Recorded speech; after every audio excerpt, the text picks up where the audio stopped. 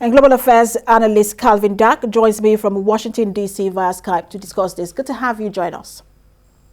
Good to be here.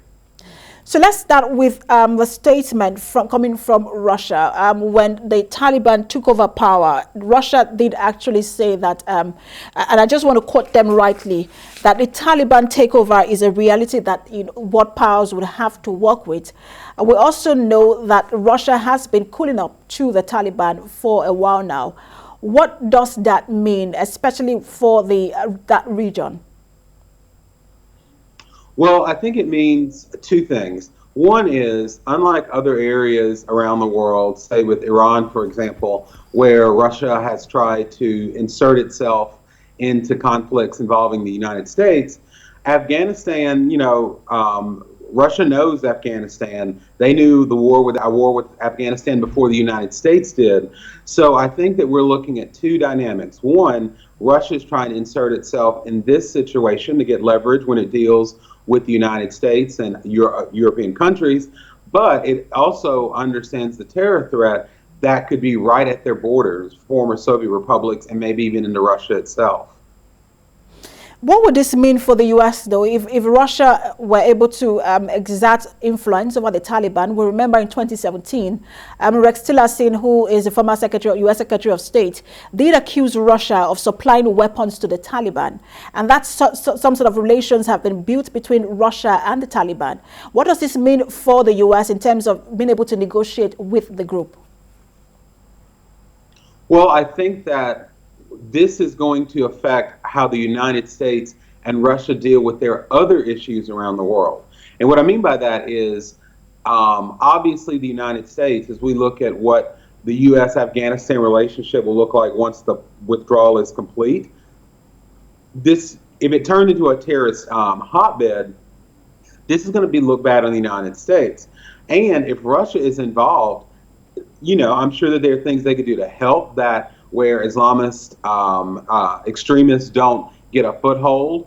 But they also know that if they pull back and things continue to devolve into chaos in Afghanistan, that hurts the United States. So that Russia gets the leverage from Afghanistan to then confront the U.S. On other unrelated issues.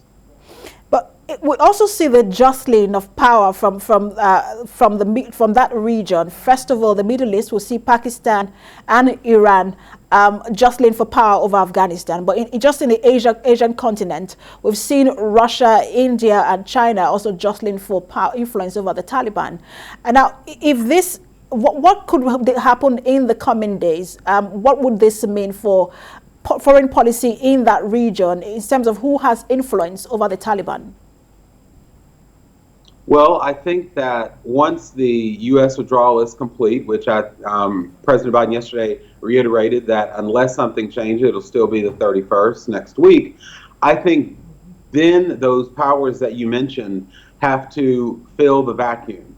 And they also have to work with the Taliban, and they have to work with the Taliban in a way that keeps them safe, but also protects their interests there. And the United States knows that if there is a power vacuum where terrorism increases as soon as the U.S. leaves, it does not look good for the U.S. on the world stage, particularly with the G7 allies.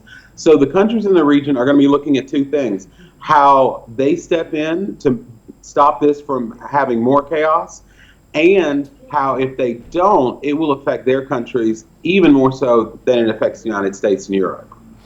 And let's also talk about this threat, which the United States, which was supposed to be part of the agreement in the peace talks in Doha, where the United States has said that the Taliban must agree that Afghanistan will no longer be used as some sort of platform by other terrorist groups to launch attacks on the U.S. But now Russia is saying that this could still be a threat. How do you interpret this? Well, I do think that the Taliban, and this is different from the Taliban of 20 years ago, I think that they understand that getting international recognition and complete official legitimacy is going to be hard.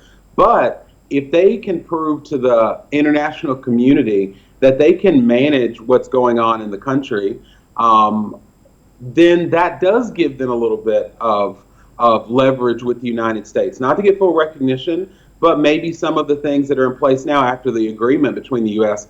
and the Taliban, maybe some of those things can be loosened.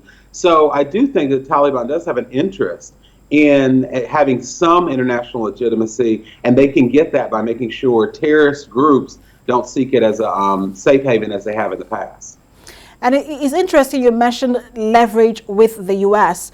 Because when you hear this comment coming from the Taliban saying they want to establish good relations with all countries, do you think that that's just a statement meant to give legitimacy or get to the group from other countries, or that's a refined and a renewed Taliban group?